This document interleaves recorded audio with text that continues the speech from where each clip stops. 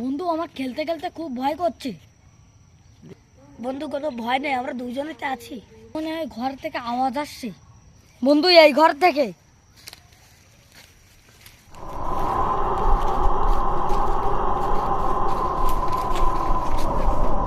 চলো তো ঘরটা আবার ঘরে যেয়ে দেখি। চলো বন্ধু চলো চলো। দরজা খুলতে তো ভয় করছে। সাফাত বন্ধুকে একটু ফোন দি। দাঁড়া বন্ধু, সাফাত বন্ধুকে ডেকে নিয়ে আসি। তাহলে বন্ধু চলো। বন্ধু দরজা খোলা যাক।